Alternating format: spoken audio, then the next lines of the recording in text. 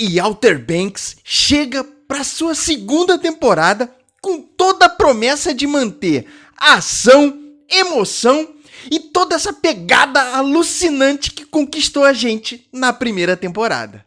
Mas será que conseguiu? Será que vai manter realmente essa mesma pegada da primeira temporada na caça ao tesouro ali dos Pogues com os Cooks? É isso que a gente vai descobrir nessa resenha de hoje, depois da vinheta. Solta a vinheta aí, Brunão!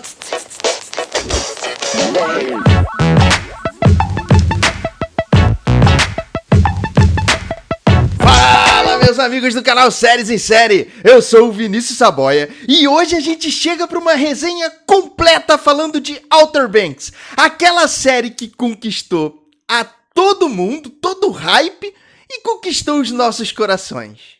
Então já vou pedir aquele nosso combinado, já deixa o seu like aqui nesse vídeo, porque a gente traz muito conteúdo bacana pra vocês, e se inscreve aqui no Séries em Série também. Toda semana vídeos tops com dicas de séries e filmes pra você colocar aí na sua lista. Mas vamos lá começar falando de sinopse de Outer Banks. A série acompanha um grupo de adolescentes que são chamados de os Pogues, que a gente pode dizer que são assim a classe trabalhadora da ilha Outer Banks. São 4 amigos, os Pogues, que partem em busca de uma grande aventura. Eles vão atrás de um tesouro perdido. Só que, no meio dessa aventura, no caminho dos Pogues, existe também os Cooks, que são meio que uma rixa ali entre os Pogues e os Cooks, que é o lado pobre da ilha e o lado rico. Os Cooks são os Mauricinhos e as Patricinhas que habitam nesse lugar. E entre uma picuinha e um conflito e outro ali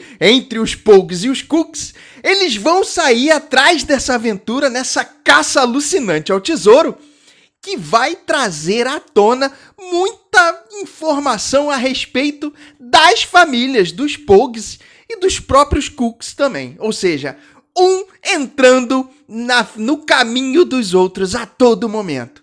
E é aí que essa história se desenrola de forma adorável pra gente colocar na nossa lista. Agora falando de forma mais analítica ali de Outer Banks, analisando a série como um todo, a gente chega numa história que é muito bem desenhada. Toda a parte misteriosa da caça ao tesouro, a trama em si é muito bem desenhada dentro de uma rede de intrigas a todo momento que vai te manter ligado nessa história e com todo o mistério que vai te prender do início ao fim nessa trama. Esse é o grande sucesso que Outer Banks traz com a gente. É a busca dos Pogues na caça ao tesouro e também nesse enredo que faz com que todo o mistério fique na nossa cabeça a todo momento. Fora a briga que acontece ali entre as duas classes e que vão criar uma torcida na nossa cabeça, ou seja, toda uma história muito bem delineada. A série lembra muito algumas das produções clássicas lá do passado, The O.C., os Goonies, com a caça ao tesouro ali a todo momento, ou seja, tudo isso é remetido para essa série através de referências que fazem a gente lembrar do passado e que foram muito sucesso até hoje em dia são, né? Tá certo que, ao meu ver, Outer Banks não é muito ligado assim aos Goonies, não é muito parecido não, a não ser por essa caça ao tesouro alucinante a todo momento. Mas eu vou te falar que os Goonies, nessa caça ao tesouro, mesmo sendo perseguidos por bandidos, não faziam tanta besteira como os Pogues são capazes de fazer durante essas 2 temporadas. Mas eu não vou entrar em spoiler nesse momento, a gente vai deixar para falar um pouquinho mais para frente, mas os Pogues acabam atrapalhando a todo momento o andamento da história, que é parte integrante desse enredo, mas que acaba trazendo pra gente que a história se transforma numa mesmice. Eles já poderiam ter pego esse tesouro há muito tempo, mas por conta desses acontecimentos que eles provocam, a história acaba se alongando e em alguns momentos isso pode parecer um pouco arrastado. Inclusive, esse é um dos pontos que mais me incomoda dentro de Outer Banks. O quanto que os Pogues conseguem ser tão relaxados ou até mesmo eles dão tanto mole a ponto de entregar de bandeja tudo aquilo que eles conseguem em certo ponto. Então eles conseguem alguma coisa e depois entregam de bandeja. E toda a temática da série segue nesse ritmo e isso me incomoda em algum certo ponto. Mas por trás de toda essa história bem desenhada e dessas mesmices e coincidências que acabam acontecendo, existe toda uma produção de Outer Banks que, vamos combinar, é de primeira linha. Cenografia, fotografia maravilhosa. E eu vou te falar outro ponto que é muito bom dentro dessa produção, são os figurinos que são colocados para esses atores. Toda essa parte de cenografia e figurino são muito condizentes com o que acontece no decorrer da história ali da série. Maquiagem, muito bem bolado, ou seja, uma produção de primeira linha que decorre, inclusive, dentro de um CGI muito bem caprichado, ou seja, são efeitos especiais, até com algumas explosões, algumas fumaças, algo que eles têm que passar ali dentro do mistério, que tem um capricho muito grande na forma como ela é colocada ali pra gente.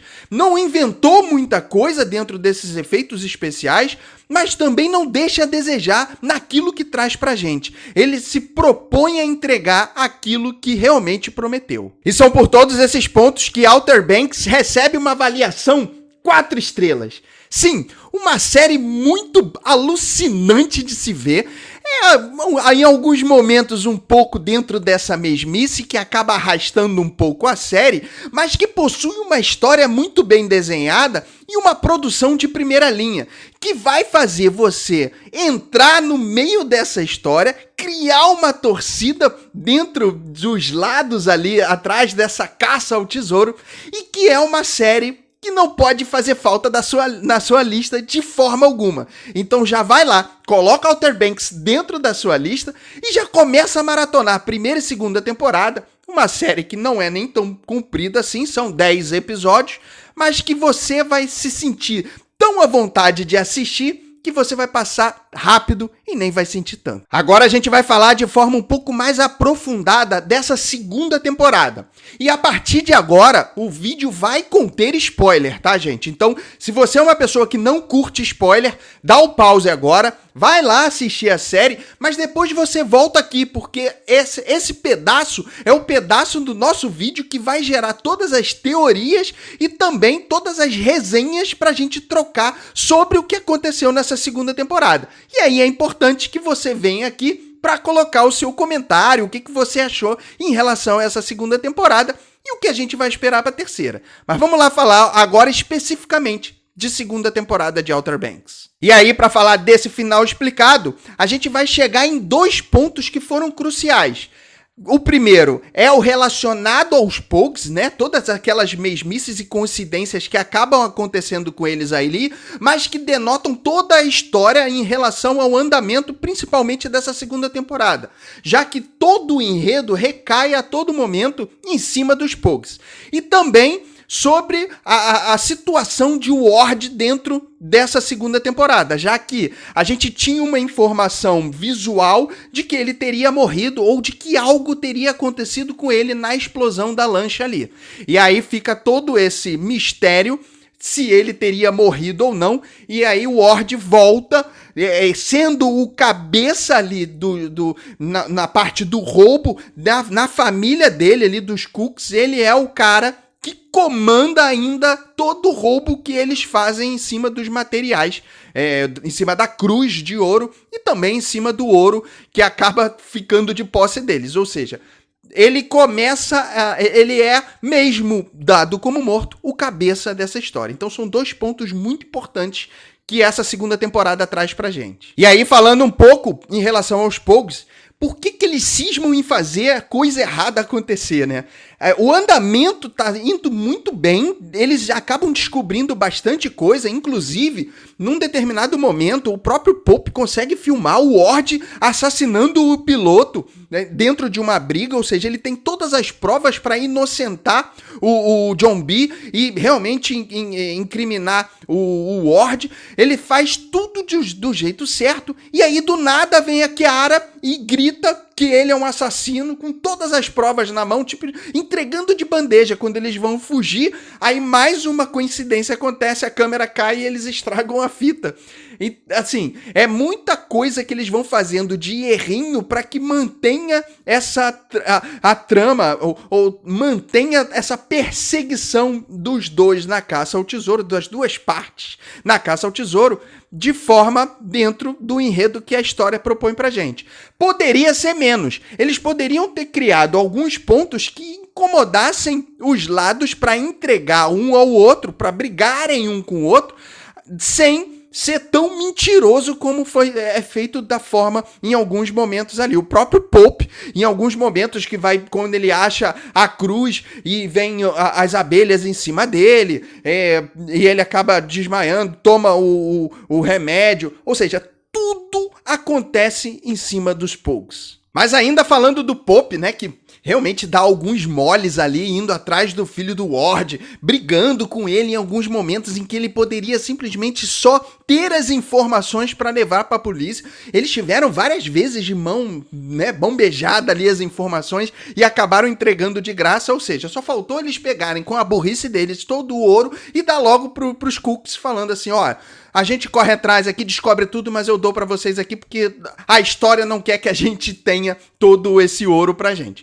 Mas o Pope acaba descobrindo, e aí essa é uma trama central muito bem delineada também dentro da série, ele acaba descobrindo que ele faz parte da linhagem do escravo que era o detentor de todo o ouro. Ou seja, a herança, na verdade, é do Pope, que é o dono ali das coisas. Então ele já tem algumas provas, inclusive, que de repente, juridicamente, ele conseguiria brigar contra... Tá certo que os Cooks têm o dinheiro, da justiça seria um pouco mais incômodo brigar sobre isso, é melhor ele ter o dinheiro na mão para depois ir brigar nessa justiça, mas ele tem ali bastante coisa na mão que dá a ele os direitos e eles não sabem usar isso em prol deles. Mas a trama traz toda a história voltado pro Pope, que cresce bastante para essa segunda temporada. E agora a gente chega para falar do Ward Cameron, né? Que é o segundo ponto aí que é bem importante dentro dessa trama, já que ele consegue montar todo o esquema de fuga com a cruz e para saírem do local e poderem utilizar o ouro que eles já tinham roubado anteriormente, e o Ward acaba sendo realmente centrado nessa história como o grande vilão ali, que é o que impede todas as tentativas dos Pogues de conseguir chegar no tesouro. Então ele se torna o vilão da história. Mas não é somente o Ward que está vivo depois de estar morto, né? Ou seja, a história acaba trazendo isso bastante pra gente. Alguns personagens são dados como mortos em muitos momentos, mas depois a gente acaba descobrindo que o cara tá vivo. E aí no finalzinho mesmo, os Pogues acabam realmente aceitando que eles perderam todo o ouro, todo o tesouro, quando eles conseguem fugir do barco e vão parar numa ilha totalmente deserta, e eles tomam aquele lugar como sendo a nova casa deles, a nova casa dos Pogues, onde eles vão viver do próprio suor e da natureza. Isso tudo eles já meio que aceitaram que perderam. Só que nesse determinado momento alguém volta também da Terra dos Mortos. E quem será? Sim, Big John, que desde a primeira temporada a gente sabia que o cara estava morto. Inclusive as cenas finais da vida dele ali, claro, não aparece ele morrendo, mas as cenas finais da vida dele ali são filmadas, são passadas pra gente. Alguém, provavelmente a própria Lindsay, foi lá e acabou salvando o Ward. E aí, esse é o término da série. A gente descobre que Big John está vivo. E eu vou te falar, ou série para trazer os mortos para a vida, novamente à vida. Mas ele acaba mostrando ali no final que alguma ligação ele tem com a Limbray ali, em relação às informações, ou seja, ele financia ela com informações a respeito do tesouro, e ele vai acabar usando ela para chegar no próprio filho e para que ela ajude o filho dentro da busca desses tesouros. Já que, na verdade, o que ela realmente quer não é o tesouro. O que ela quer é somente se curar do problema que ela tem, da doença que ela tem, que a impede de andar e que a está levando lentamente para a morte. Mas o mais importante é que essa vai ser a nova trama central que vai ser levada para a terceira temporada. Ou seja, todos que continuam ali na caça ao tesouro. Os Pogues já tinham desistido de seguir nessa caça ao tesouro e toda essa trama irá colocá-los de volta nessa trilha, nessa busca do ouro. E aí, novamente, as brigas vão acabar acontecendo para a terceira temporada. Na minha opinião, teremos novamente essas 3 frentes atrás do ouro, mas agora com o Big John aparecendo ali para realmente acrescentar as chances dos Pogues e recolocá-los de volta na estrada, na briga por esse ouro. Acho que essas são as minhas teorias para essa terceira temporada. Mas agora a gente quer saber quais são as suas teorias para essa terceira temporada. O que você acha que, a partir desse término dessa segunda temporada, da forma como terminou, como que eles vão voltar novamente para esse trilho, para pro caminho da briga pelo ouro? Ou seja, novamente teremos um embate Pogues e Cooks, mas qual será esse caminho que irá levá-los? Escreve aqui nos comentários quais são as suas percepções, e tanto em relação a essa segunda temporada, mas também do que pode acontecer para essa terceira temporada. A gente quer trocar bastante com vocês, porque toda a informação é muito importante pra gente. Não esquece de deixar o seu like aqui nesse vídeo, já falamos para vocês que isso é muito importante pra gente, e se inscreve aqui no Séries e Série. E vai lá, assiste outro vídeo aqui, esse outro vídeo pode ser uma dica top de uma série ou de um filme para você colocar na sua lista. E a gente se encontra no próximo vídeo. Um grande beijo. Fui!